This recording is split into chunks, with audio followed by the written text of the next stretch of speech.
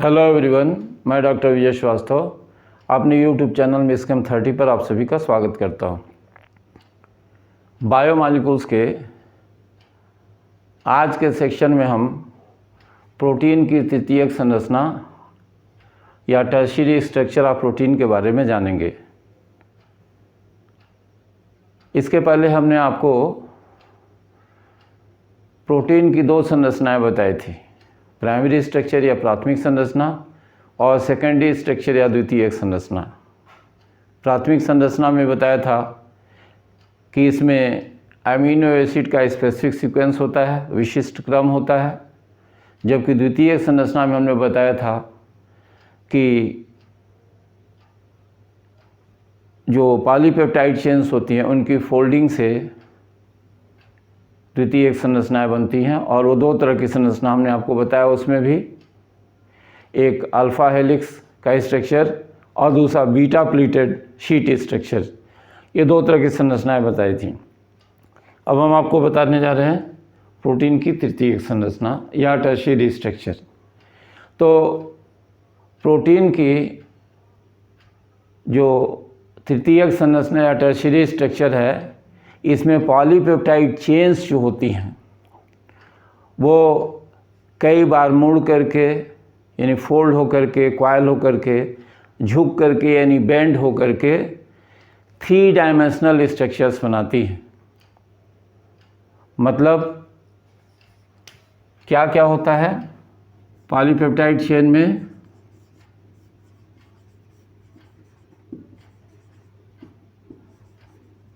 जो polypeptide chains हैं इनमें फोल्डिंग हो जाती है, कॉइलिंग हो जाती है और बेंडिंग हो जाती है। यानी संरचनाएं मुड़ती हैं, रिंग बनाती हैं और झुकती हैं और इनके फलस्वरूप 3D स्ट्रक्चर बनता है।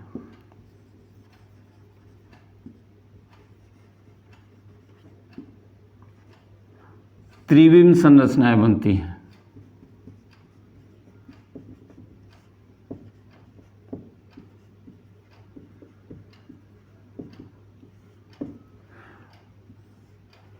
और यही जो 3 डायमेंशनल स्ट्रक्चर्स बनती हैं, ये प्रोटीन की पूरी आकृति को प्रदर्शित करती हैं।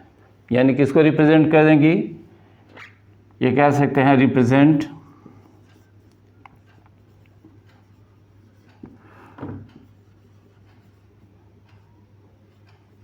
Overall structure of protein.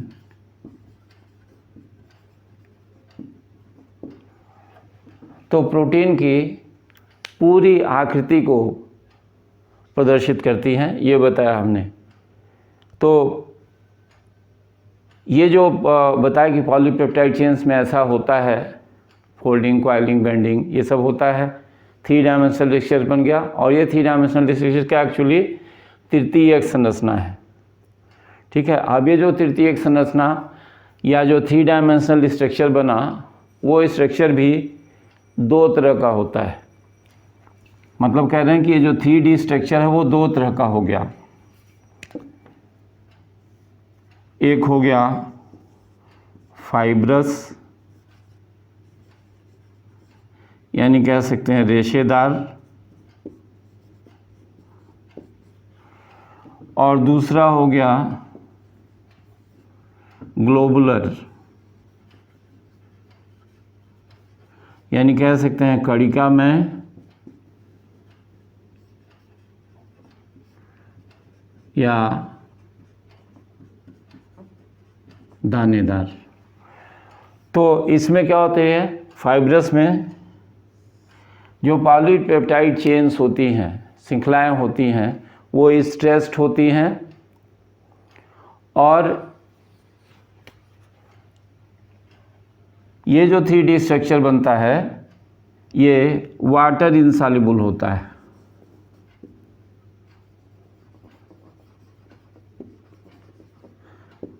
जल में अविलेय होता है और ये जो तृतीयक संरचना या टर्शियरी स्ट्रक्चर है, इसके एग्जाम्पल्स में आपको बताएं।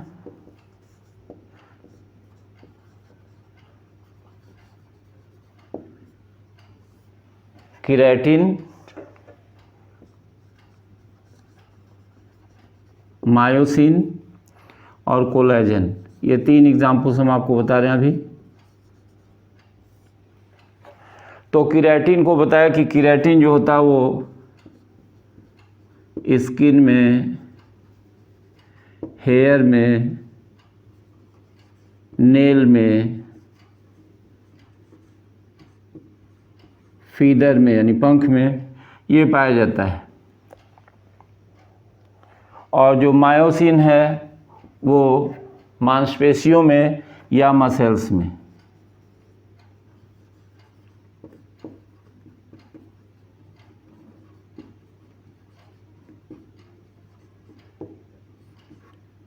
इनमें पाया जाता है। और जो कोलेजन होता है, ये कोलेजन जो होता है वो बोन्स में माने हड्डियों में,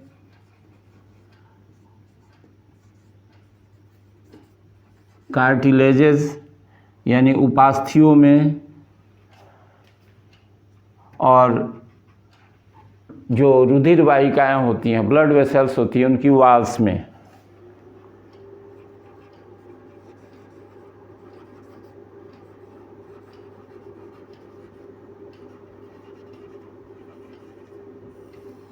रुधिर वाहिकाओं की दीवारों में ये पाई जाती है। तो ये हमने बताया कि फाइब्रस, राड टाइप, राड जैसा दिखने में। तो कोलेजन की जो त्रिकुंडलित संरचना है वो हमने यहाँ पर आपको दिखाया है कि कैसे जो ये पॉलीपेप्टाइड चेन्स एक दूसरे के साथ फोल्डेड होती हैं, क्वाइल्ड होती हैं, बेंट होती हैं और ये स्ट्रक्चर बनता है। तो ये हमने बताया आपको फाइब्रस स्ट्रक्चर के बारे में। अब ये जो ग्लोबुलर स्ट्रक्चर है या कणिकामय संरचना है, ये गोलाकार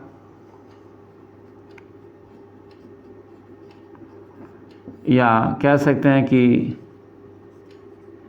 स्फेरॉइडल, स्फीयर के समान संरचना होती है। और ये जो संरचना होती है ये वाटर सॉल्युबल होती है। मतलब ये जो 3D प्रोटीन हुआ ये जल में विलेय होता है। एग्जाम्पल में बताएं आपको, इसके एग्जाम्पल में हीमोग्लोबिन,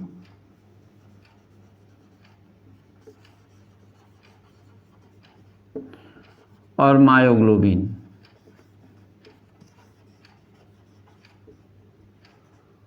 ये 2 उदाहरण हो गए इसके, हीमोग्लोबिन और मायोग्लोबिन, ये ग्लोबुलर प्रोटीन्स के।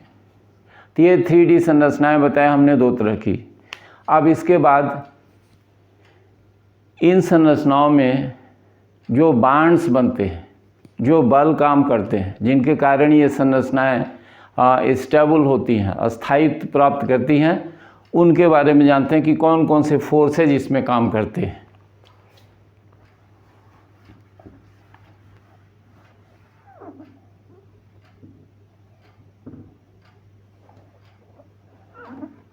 तो अब हम देख रहे हैं कि फोर्सेस के बारे में कि कौन कौन से बल कार्य करते हैं इनमें।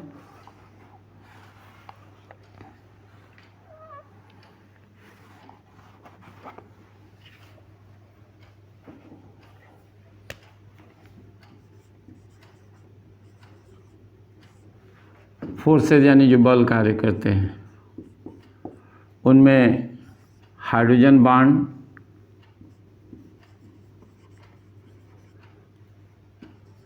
आयनिक बॉन्ड माने आयनिक बंध,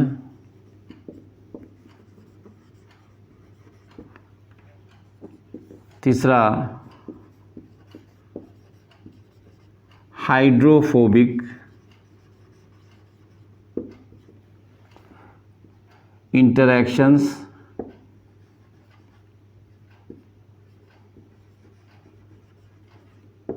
यानी इनको हिंदी में कहते हैं जल विरोधी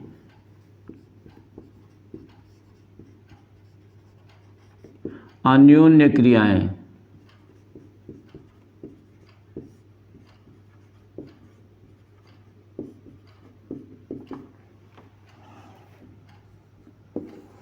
wander Waals,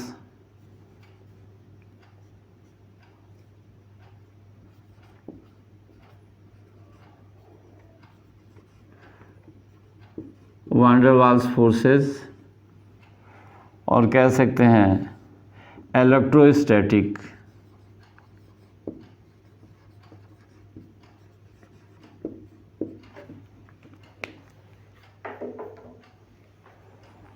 force of attraction.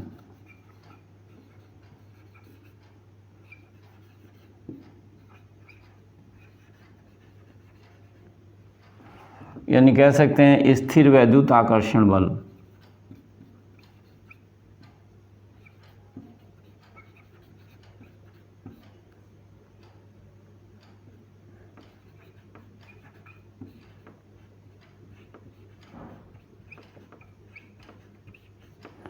और डाइसल्फाइड,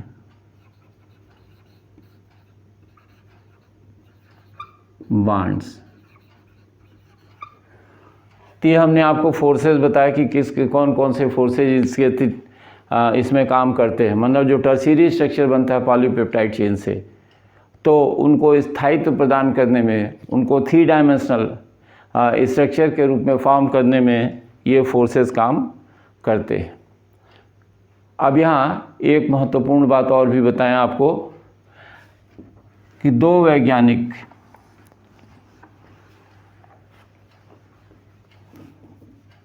एक का नाम है पेरुज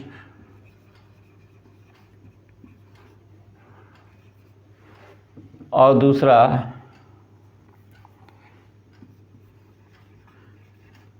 कैंड्रयू। इन दोनों वैज्ञानिकों ने हीमोग्लोबिन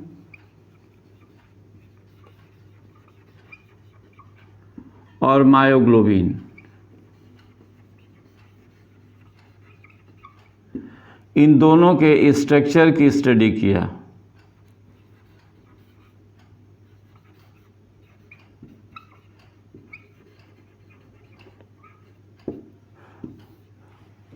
हीमोग्लोबिन मायोग्लोबिन दोनों के स्ट्रक्चर की स्टडी किया और इसके लिए इनको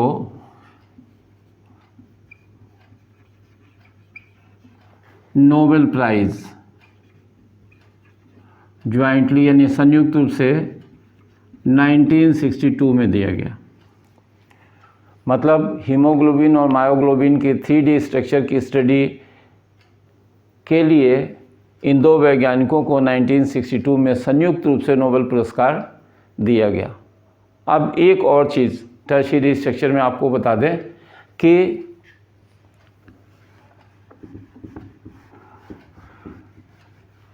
सामान्य ताप और pH पर, यानी नॉर्मल टेम्परेचर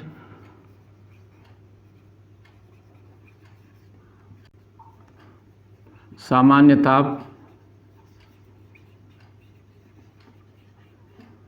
और pH पर प्रत्येक प्रोटीन जो होती है एक स्टेबल फॉर्म प्राप्त करती है, मतलब एक स्थायी संरचना में बदलती है। तो मतलब प्रोटीन किस में बदल गई? स्टेबल स्ट्रक्चर में।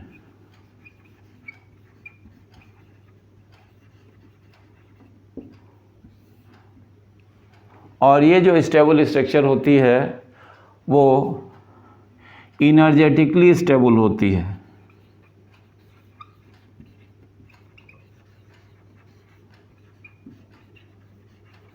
माने ऊर्जा के दृष्टिकोण से यह स्थायी होती है और इस स्ट्रक्चर को हम कहते हैं प्रोटीन का नेटिव स्ट्रक्चर, यानी मूल संरचना।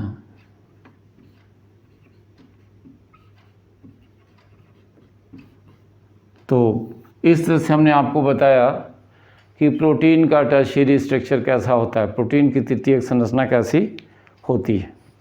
तो इस वीडियो लेक्चर में इतना ही।